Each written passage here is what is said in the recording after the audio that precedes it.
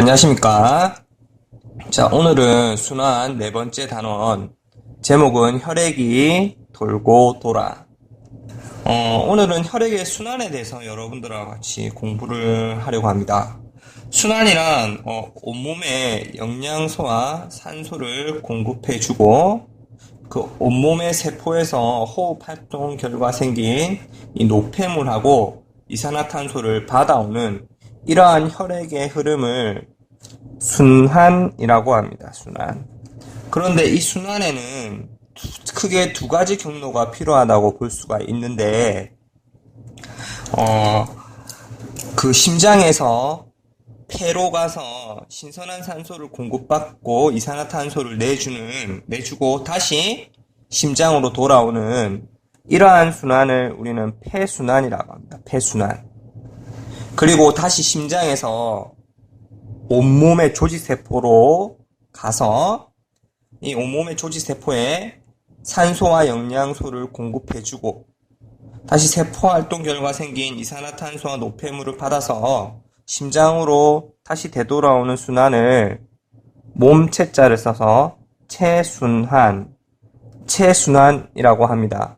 그래서 오늘은 여러분들하고 같이 폐순환하고 체순환에 대해서 알아보고자 합니다.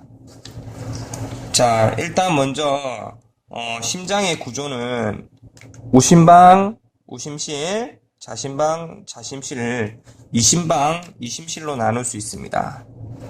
자, 이심방, 이심실. 자, 그럼 여기서 폐로 가는 순환, 즉 폐순환에서 우심실과 자심실 중에 어느 심실이 폐로 갈까요? 지난번에 배웠잖아요? 네, 맞죠. 우심실이죠, 우심실. 자, 우심실에서 수축을 하게 되면은, 혈관을 따라서 폐로 가는데, 심장에서 나가는 혈관을 우리가 뭐라고 불렀어요? 그렇죠. 동맥이라고 합니다, 동맥. 근데, 동맥은 동맥인데, 폐로 가니까 뭐라고 부릅니까? 네, 그렇죠. 폐동맥이라고 합니다. 폐동맥. 자, 그래서 경로를 따라서 이렇게 폐동맥을 따라서 폐로 갔습니다. 그러면 이러한 폐에서는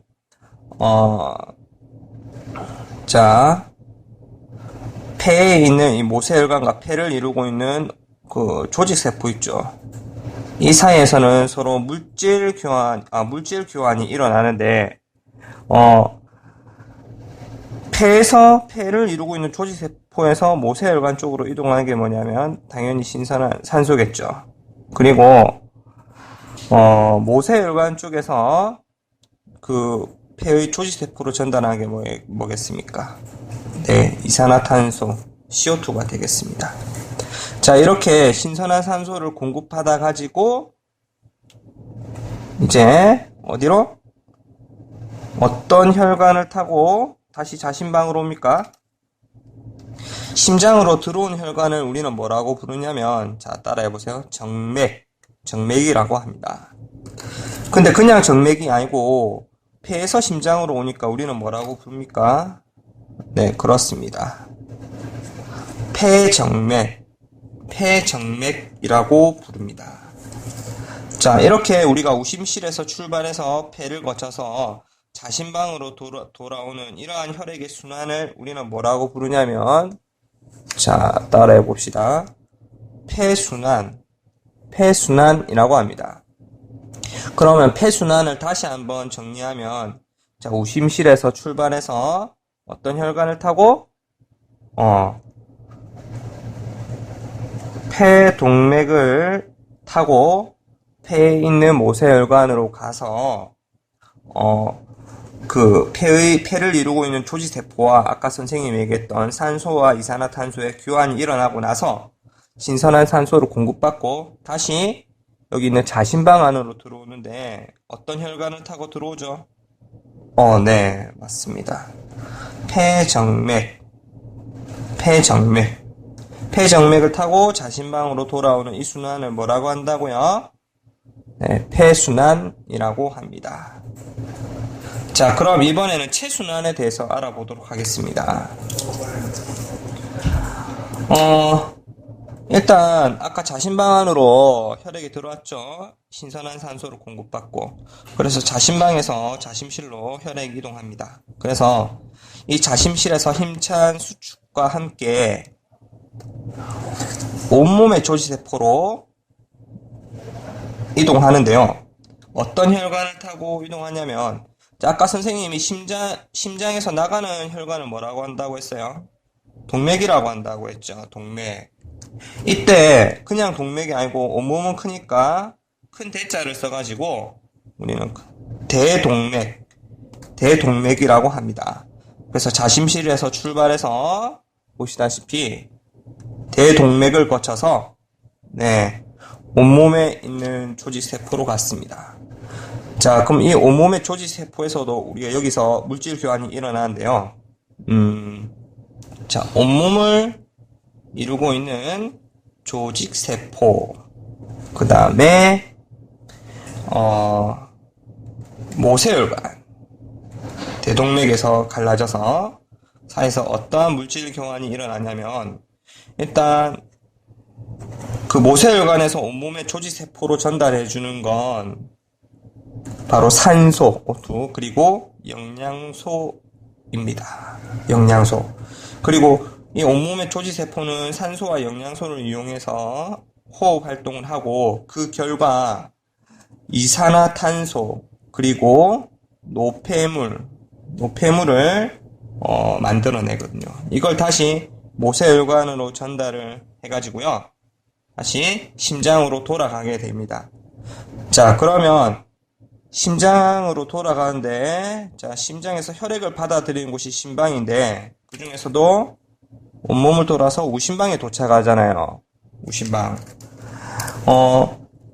심장으로 들어오는 혈관을 우리는 뭐라고 부르냐면 정맥이라고 부르는데, 근데 여기서 그냥 정맥이 아니고, 온몸에 큰 대자를 써서 대정맥을 거쳐서 우심방으로 돌아오게 되는 것입니다.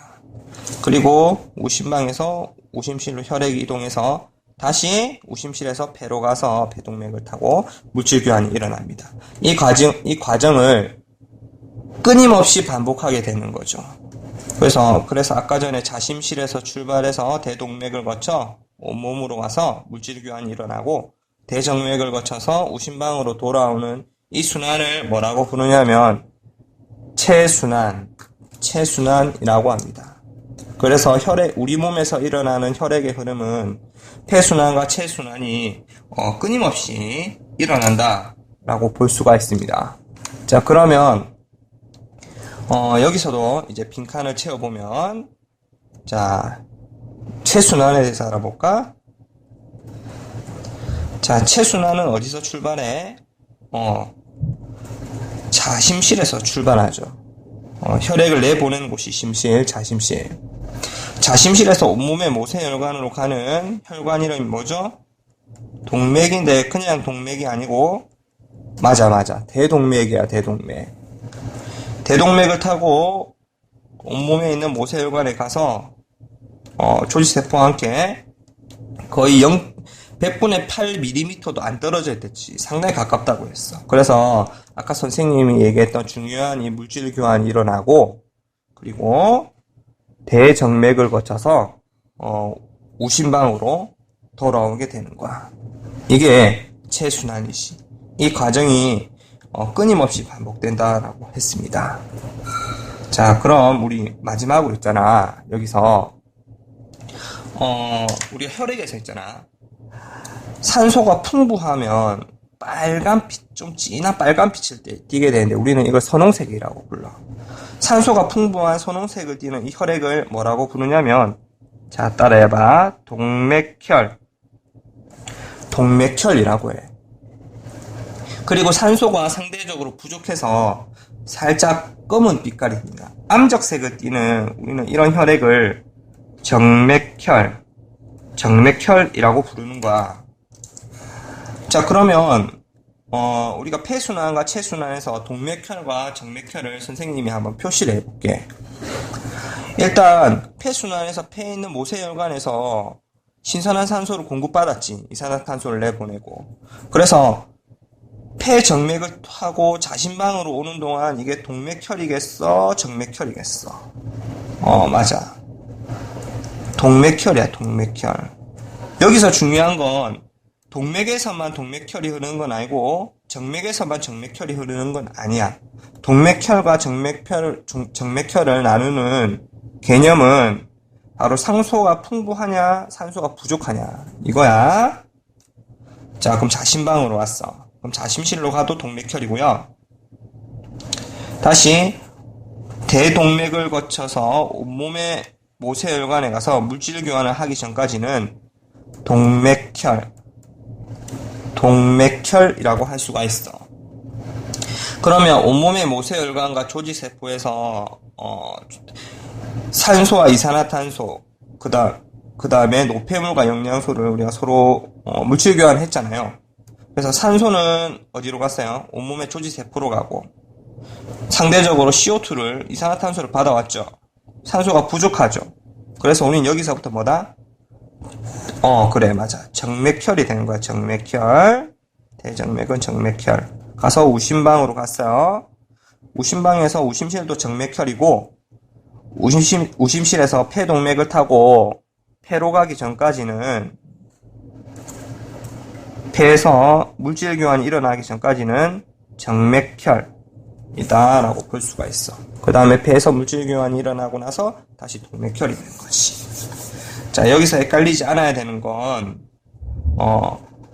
정맥이라고 해서 무조건 정맥혈이 아니고 동맥이라고 해서 무조건 동맥혈이 아니야.